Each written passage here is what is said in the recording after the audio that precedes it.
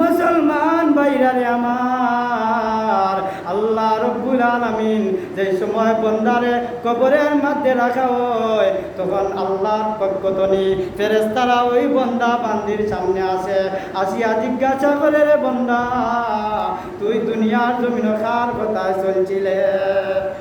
সুবহানাল্লাহ। ও বন্দা বান্দিরা আই পয়লা নম্বর প্রশ্ন করে, মার রব্বুকা, তোমার রব কে ছিল? মান দিনুকা, তুমি কোন দিনে আসলাই? মুসলমান আসলাই না হিন্দু আসলাই না বৌদ্ধ আসলাই?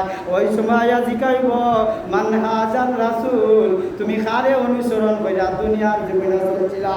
তখন আল্লাহর বন্দা বান্দে যদি ঈমান আর আমল ভালো থাকে ওই ইন্টারভিউর মধ্যে পাস করব, ফটফটাইয়া যে সময় প্রশ্নের উত্তর দিলাইব আর ঈমান আর আমল পাসপোর্টের ভিসার সময় ঠিক পাইবা, ফেরেশতারা সিল মাইরা ওই বান্দারে জান্নাতি ঘোষণা কইরা জান্নাতের মধ্যে দাখিল কইরা যাইবা। সুবহানাল্লাহ। ঈমান আর আমল ব্যতীত তোমার কোনো হিসাব হইতো নাই। ঈমান আর আমল যদি সুন্দর থাকে না, যে সময় কইবা মার রব্বুকা, কইব লা দিরি, আমি তা কোনটা জানি না। কিতা কইবা? লা দিরি, আমি তা কোনটা জানি না। যে সময় কইবা মান দিনুকা, লা দিরি, আমি কোনটা জানি না। এই ব্যাপারে আমার কোনো প্রশ্নের উত্তর দেওয়ার মতো নাই।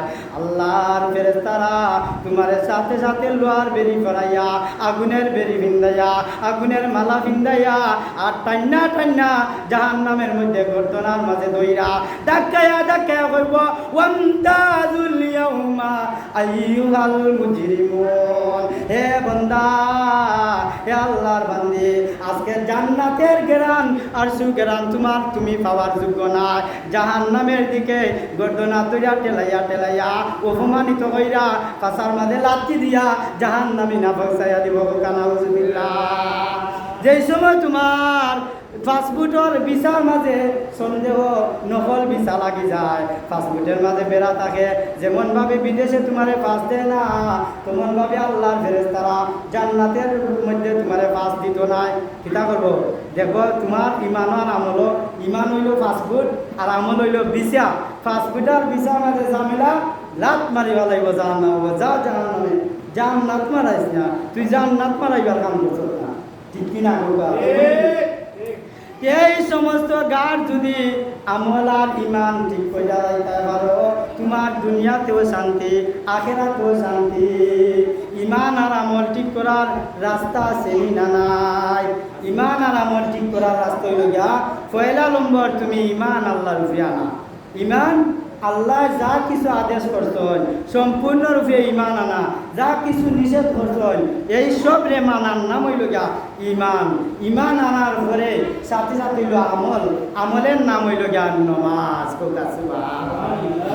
আমলের পরে স্থান, ঈমানের পরে স্থান হইল নামাজ। তুমি মুসলমান হয়ে গেছ, তোমার যে নামাজ বর্তাই গেছে।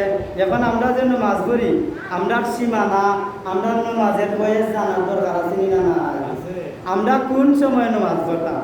বলে একটা বাচ্চা 7 বছর যদি ওই যায়, ওই বাচ্চারে নামাজের তালিম দিতায়, নামাজের কথা দাওয়াত দিতায়। বাচ্চার বলে তোমার ছেলে সন্তান যদি 7 বছর হয়ে যায়, মা বাপের লাগি দায়িত্ব হইল ছেলে সন্তানরে নামাজি বানানি, বউর দায়িত্ব হইল জামাইরে নামাজি বানানি, আর জামাই দায়িত্ব হইলে বউরে নামাজি বানানি। আপনারা আমার কথা বুঝলেন? বেটিনদের দায়িত্ব বেটাইনদের নামাজি বানানি, আর বেটাইনদের দায়িত্ব বেটিনদের নামাজি বানানি। যেমনভাবে সারাদিন কষ্ট করিয়া বারতনি টেকা জোগাড় করিয়া আইনা বাজারাত করিয়া আইনা বেটিনদের খাবানি লাগে, তেমনভাবে একটা বেটে সারাদিন সারা রাত পরিশ্রম করিয়া একটা বেটারে ভাত রান্না খাবাইয়া, চালন রান্না খাবাইয়া যেমনভাবে এ লালন পালন করা লাগে, তদ্রূপভাবে নমাজটাও সেই রকম। বাচ্চাদের জেলা তুমি বড় আনবরবাই বালা তালিম দিতেইবাই।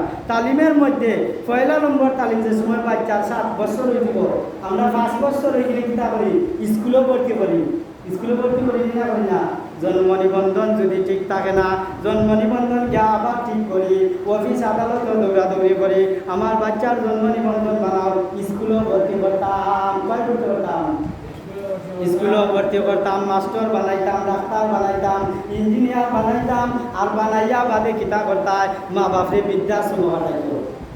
ওটানি কথা হ্যাঁ। আর কেউ আছে কয় আমি জন্ম নিবন্ধন ঠিক করতাম, আমার বাচ্চারে মাদ্রাসাত ভর্তি করতাম, মক্তবের মাঝে ভর্তি করতাম, কোরআন শিক্ষা দিতাম, হাদিস শিক্ষা দিতাম, নমাজ শিক্ষা দিতাম। বলি বাচ্চারে নমাজ আর হাদিস শিক্ষা দিলে কাম হইব কিতা? যে বাচ্চায় নমাজ পড়বো, কোরআন পড়বো, হাদিস পড়বো, তার মা বাপরে জীবনে সে বৃদ্ধাশ্রম পাঠাইত না, তার মা বাপরে জীবনে কষ্ট দিত না। কারণ হইল গিয়া তুমি আল্লাহর শিক্ষা দিছো, তোমার মা ছেলে সন্তানে তোমারই শিক্ষা করবো, তোমার কিলা লালন পালন করা লাগে, তোমার লাগি কোন দোয়া করা লাগে, এটা তো বাচ্চা যদি শিক্ষা করে তখন গিয়া তোমার লাগি দোয়া করবো। তুমি শিক্ষা দিলা হাত টিমা টিম টিম, তারা মাটি পারে টিম, তাদের খারা দুইটা সিং, তুমি কিতা শিক্ষা দিলা হাত টিমা টিম টিম, তোমার বাচ্চা তো হাত টিমা টিম টিমও শিখবো, তোমার লাগি তো শিখবো নি, তুমি তো শিক্ষা দিচ্ছ না। এর কারণে প্যারে হাজিরিনে কেরাম, তোমার ছেলে সন্তান যে সময় 7 বছর হয়ে যায় তারে নমাজের তালিম দেও, নমাজের দাওয়াত দেও, নমাজ শিক্ষা দেও, কোরআন শিক্ষা দেও, কোরআন শিক্ষা করবার লাগে মসজিদ ও মক্তব্য পাঠাইয়া দেও, আর নমাজ শিক্ষা করবার লাগে মসজিদের মাঝে পাঠাইয়া দেও, তোমার লাগি দোয়া করবার লাগে মসজিদের মাঝে পাঠাইয়া দেও, তোমার জানাজা তোমার সন্তানে ফয়দা দিবার লাগে মক্তবে তোমার বাচ্চারে পাঠাইয়া দেও, কোরআন আর হাদিস শিখবার লাগে মাদ্রাসার মাঝে পাঠাইয়া দেও, তখন গিয়া তোমার বাচ্চায় তোমার ইচ্ছা করবো। আর যদি তুমি তোমার বাচ্চারে কোরআন হাদিস নমাজ শিক্ষা দেও না, তোমার বাচ্চা তোমার লোকে মামলা ডায়েট করবো, আল্লাহর কাছে গিয়া করবো, আল্লাহ আমার মা বাপে দায়িত্ব ভাই আমার দায়িত্ব পালন করছে না, আমার মা বাপে দুনিয়ার শিক্ষা দিছে, ইংলিশও প্রাইভেট পড়াইছে, অঙ্ক প্রাইভেট পড়াইছে, কোরআন শিক্ষা দিছে না, হাদিস শিক্ষা দিছে না, নমাজ শিক্ষা দিছে না, ওযু শিক্ষা দিছে না, গোসল শিক্ষা দিছে না, আল্লাহ এই মা বাপে আমি এমনি ছাড়তাম না, আমারে অত বড় খেতে আমার মা বাপে খেনে করলো। আল্লাহ কই বাবা আমার বন্দা তুমি কিতা চাও? বলে আমি চাই আমার মা বাপের বিচার হইতো। তোমার সন্তানে যার লাগি তুমি কলজা কাচ্চা খাবাই দিতাই, যার লাগি তুমি জীবন বিলাইয়া দিতাই, যার লাগি তুমি আগুন করে দিবাই, ওই সন্তানে তোমারে লাখ পাইয়া জাহান্নামে যাইব, তুমিও জাহান্নামে যাইবা। কারণ হইল গিয়া তুমি আল্লাহরে শিক্ষা দিছো না, কোরআন শিক্ষা দিছো না, হাদিস শিক্ষা দিছো না, নমাজ শিক্ষা দিছো না, এর কারণে তোমার সন্তান তোমারে লাথি মাইরা মাইরা তোমারে লইয়া জাহান্নামে যায়। তদ্রূপ ভাবে একজন বউয়ে যদি জামাইরে নমাজ পড়ায় না, নমাজ পড়ার ব্যবস্থা কইরা দেয় না, ওই বউয়েও গিয়ে আল্লাহর কাছে জবাব দেওয়া লাগবো যে জামাইয়ে রান্ধে না, যদি বেটে কুদা দেয় বাস দিমু পাঠাইলিম বাইরিয়া দেখবা গুম চাইটা বেটি রান্নাত লাগি যায় ডরাইয়া, ই বেটিরে যদি তুমি কও তুই যদি নমাজ পড়স না তোরে লইয়া আমি খাইতাম না, তোর সংসার করতাম না, ও বেটে নমাজ পড়বো না পড়বো না। বেটে যদি কয় ও বেটা তোমারে লইয়া আমি সংসার করতাম না, তুমি নমাজ কেন পড়ো না, তোমার ভাতও খাইতাম না, কোকা চাই নমাজ পড়বো না পড়বো না। আমরার সমাজও যদি দেখা হইতো যে বেনমাজির জানাজা পড়া হইতো না, আমরার সমাজের নমাজ না পড়িয়া মানুষ ঘরে বইল না, ঠিক কিনা?